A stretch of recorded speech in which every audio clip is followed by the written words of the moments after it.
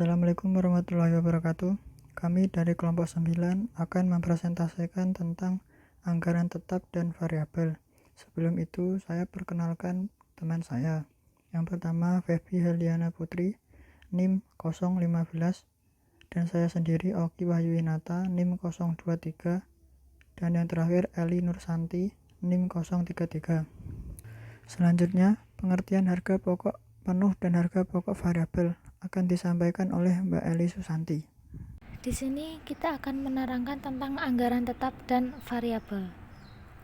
Untuk yang pertama yaitu pengertian harga pokok penuh dan harga pokok variabel. Untuk harga pokok penuh atau full costing, suatu sistem dalam ilmu akuntansi yang memaparkan bahwa semua biaya yang dikeluarkan dalam proses produksi, setiap biaya tetap, variabel, langsung, tidak langsung, investasi, dan semua biaya yang digunakan untuk proses produksi dijadikan sebagai tolak ukur untuk menghitung total biaya per unit atau harga pokok produksi dalam sebuah bisnis. Untuk yang kedua yaitu harga pokok variabel atau variable costing, di mana metode dalam perhitungan biaya-biaya variabel yang digunakan untuk membuat suatu produk, di mana biaya tersebut jumlahnya akan berubah sesuai dengan volume kegiatan usaha. Dengan kata lain, biaya tersebut sangat fluktuatif atau naik turun secara proporsional dengan kuantitas output dan volume produksi. Selanjutnya yaitu perbedaan full costing dan variable costing dalam menghitung harga pokok sesuai dengan perhitungannya. Yang pertama yaitu perhitungan harga pokok produksi yang berbeda serta laporan keuangan pada laporan laba rugi dan juga biaya per periode, di mana perhitungan harga pokok produksi yang berbeda yaitu untung perhitungan harga pokok produksi suatu perusahaan. Perbedaan yang paling terlihat dari keduanya adalah pada metode full costing menggunakan beban overhead pabrik tetap dan variabel, sedangkan variable costing hanya mengikuti sertakan beban overhead variabel saja. Beban overhead pabrik sendiri merupakan biaya produksi yang tidak termasuk dalam bahan baku dan beban tenaga kerja langsung. Beban overhead pabrik tetap adalah biaya yang tidak berubah meskipun terjadi perubahan dalam volume produksi. Contoh dari bahan overhead pabrik tetap ini ialah beban yang dikeluarkan oleh perusahaan untuk membeli alat baru. Sementara beban overhead pabrik variabel adalah biaya overhead pabrik yang berubah sebanding dengan volume kegiatannya. Salah satu contoh beban overhead pabrik variabel ialah beban untuk melakukan pengemasan produksi. Untuk yang kedua yaitu tentang laporan laba keuangan pada laporan laba rugi. Lalu bagaimana dengan laporan keuangannya? Jika menggunakan metode full costing, biaya overhead akan dilaporkan jika produk sudah terjual. Sedangkan untuk metode variable costing, baik produk terjual atau tidak, maka biaya overhead akan tetap dilaporkan sehingga jumlah pendapatan perusahaan akan tetap berkurang. Selanjutnya yaitu biaya per periode. Pada metode full costing, biaya per periode dianggap sebagai biaya yang tidak berhubungan dengan biaya produksi, namun tetap mengurangi laba perusahaan. Biaya periode menurut metode variable costing ikut dibebankan dalam produksi. Selanjutnya yaitu metode pemisahan biaya semi variabel. Terdapat contoh soal dari data PT Angkasa sebagai berikut. Hitunglah biaya tetap dan biaya variabel dari data tersebut dengan menggunakan 3 metode yang ada. Bisa dilihat pada tabel berikut ini. Untuk yang pertama yaitu A, metode titik tertinggi dan terendah. Untuk mencari biaya variabel per unit, yaitu biaya tertinggi dikurangi biaya terendah, serta dibagi dengan output tertinggi dikurangi output terendah, yaitu 700.000 dikurangi 550.000 dibagi 5.000 dikurangi 2.000 dengan total 150.000 dibagi 3.000. Untuk perhitungan unitnya yaitu 50 per unit. Selanjutnya yaitu B. Mencari biaya tetap A. Nilai tertinggi Y sama dengan A ditambah B kali X. 700.000 sama dengan A ditambah 50 dikali 5.000. 700.000 sama dengan A ditambah 250.000. 700.000 dikurangi 250.000 sama dengan A. A sama dengan 450.000. Jadi total A sama dengan 450.000. Untuk nilai terendah yaitu Y sama dengan A ditambah B kali X, yaitu 550.000 sama dengan A ditambah 50 dikali 2.000. 550 sama dengan A ditambah 100.000. 550.000 dikurangi 100 sama dengan A. 450.000 sama dengan A. Jadi total A sama dengan 450.000 untuk nilai terendah. Untuk yang kedua yaitu metode kuadrat terkecil. Untuk yang pertama yaitu A. Mencari biaya variabel per unit B. B yaitu sama dengan sigma buka kurung X dikurangi X1 tutup kurung dikali buka kurung Y dikurangi Y1 tutup kurung dibagi buka kurung X min X1 tutup kurung kuadrat. B sama dengan 237.500.000 dibagi 5.187.500. B sama dengan 45,78 per unit. B sama dengan 46 per unit. Hasil ini dibulatkan. Bisa dilihat dalam tabel berikut. Untuk selanjutnya akan dijelaskan oleh Mbak Feby Heliana. Baik, di sini saya Feby Heliana Putri dengan NIM 12403193015 akan melanjutkan materi yang dijelaskan oleh Mbak Santi. Setelah mencari biaya variabel per unit atau B, maka selanjutnya kita akan mencari biaya tetap atau A dengan rumus yang sama, yaitu Y sama dengan A plus BX sama dengan 625.000 sama dengan A plus Rp46 dikalikan 3.875. 625.000 sama dengan A plus Rp178.250. Dengan hasil akhir A sama dengan Rp446.750.000. Dan metode yang terakhir yaitu diagram pencar. Dengan cara yang pertama, menjumlahkan volume aktivitas dan biaya semi variabel. Untuk periode bulan Januari dengan jam tenaga kerja langsung 2.000 dan biaya sebesar Rp550.000. Periode bulan Februari dengan jam tenaga kerja langsung 5.000 dan biaya sebesar Rp700.000. Periode Maret jam tenaga kerja langsung 4.000 dengan biaya Rp600.000. Dan periode yang terakhir bulan April dengan jam tenaga kerja langsung 4.500 dan biaya sebesar Rp650.000. Lalu kita jumlahkan, maka akan kita ketahui hasilnya. Jumlah jam tenaga kerja langsung 4 periode yaitu 15.500 dan jumlah biaya selama 4 periode sebesar Rp2.500.000. Dari tabel tersebut, maka kita akan menggunakan datanya untuk membuat grafik untuk mencari total biaya tetap dengan hasil seperti gambar berikut ini. Setelah kita mengetahui grafiknya, dari situ kita dapat melihat bahwa biaya tetap per bulan sebesar Rp450.000 dengan jumlah total biaya tetap selama 4 periode dari bulan Januari hingga April, yaitu Rp450.000 dikalikan 4 bulan dengan hasil yaitu Rp1.800.000.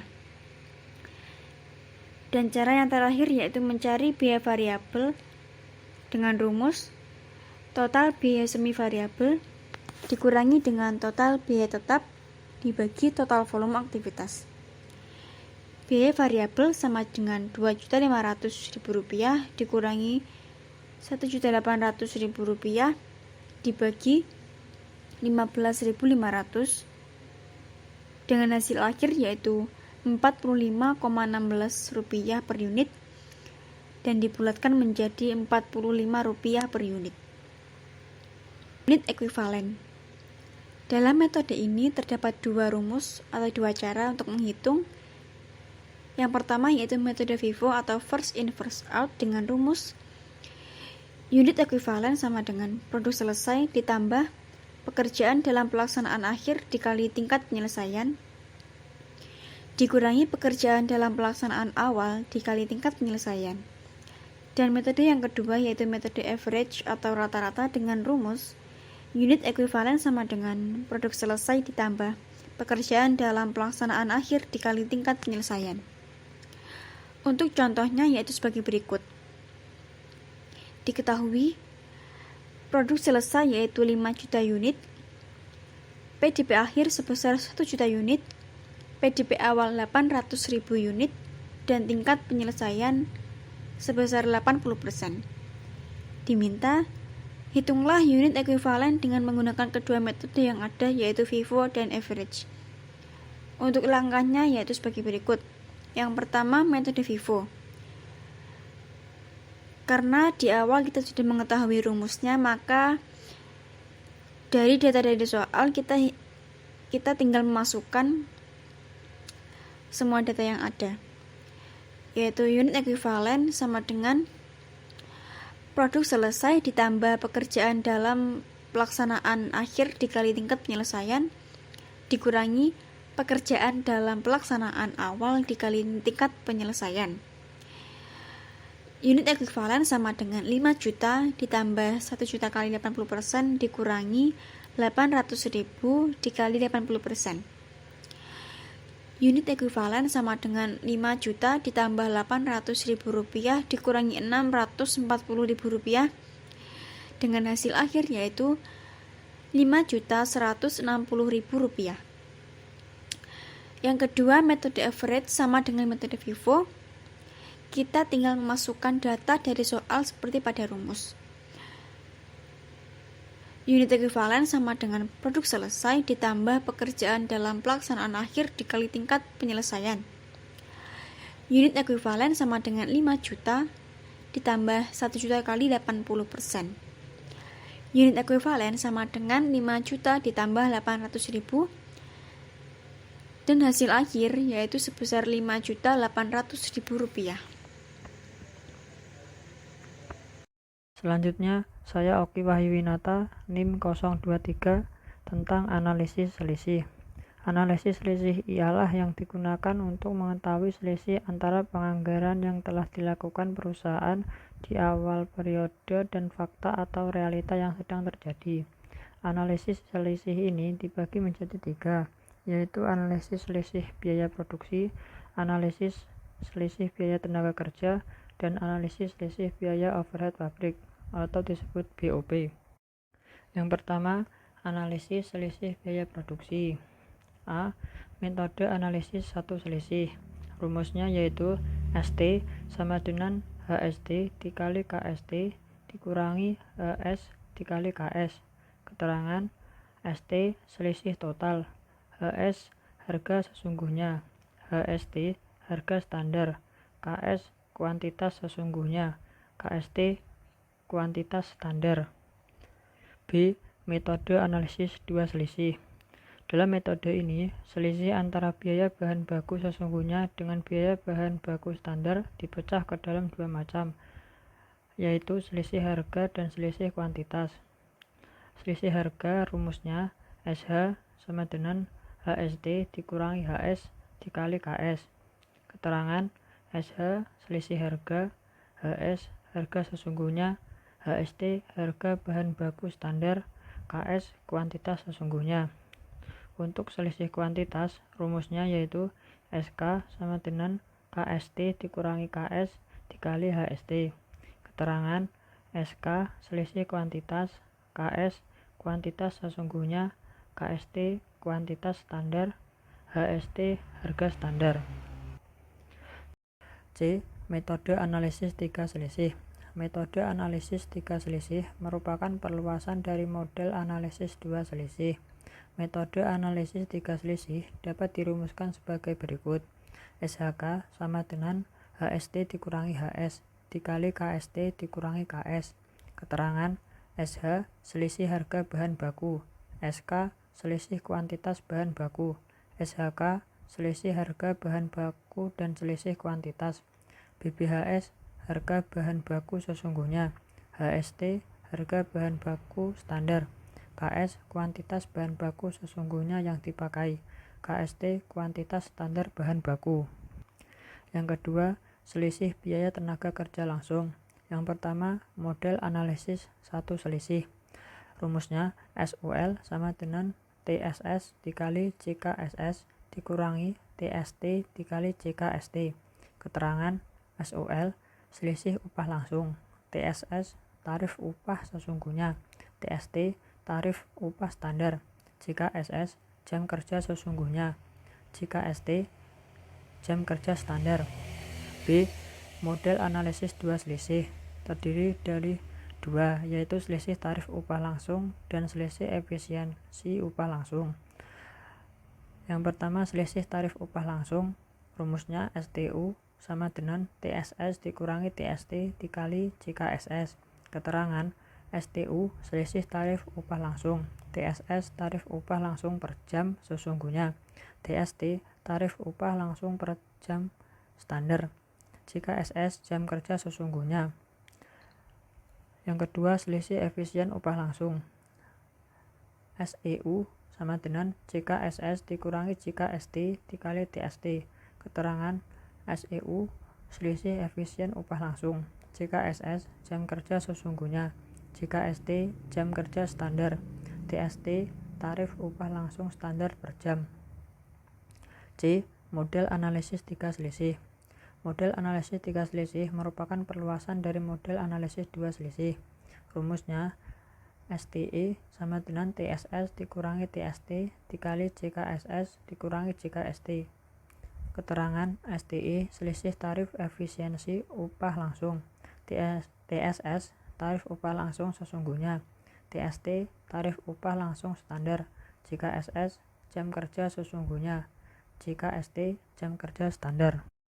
Yang ketiga, analisis selisih biaya overhead pabrik.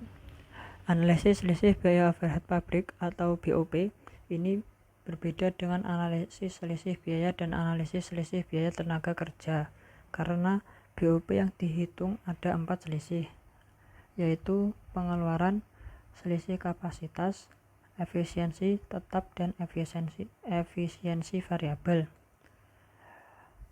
Pengeluaran sama dengan BOP standar dikurangi BOP sebenarnya.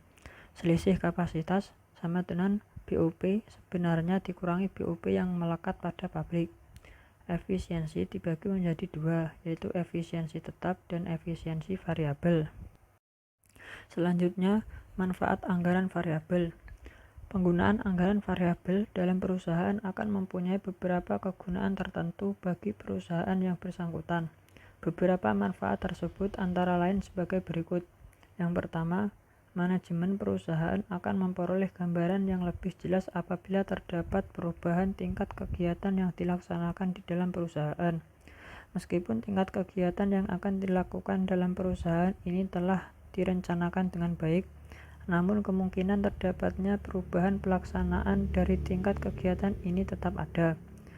Dengan menyusun anggaran tetap, akan sulit diketahui bagaimanakah dampak perubahan tingkat kegiatan yang dilakukan oleh perusahaan tersebut khususnya terhadap pendapatan, biaya, dan keuntungan perusahaan tersebut.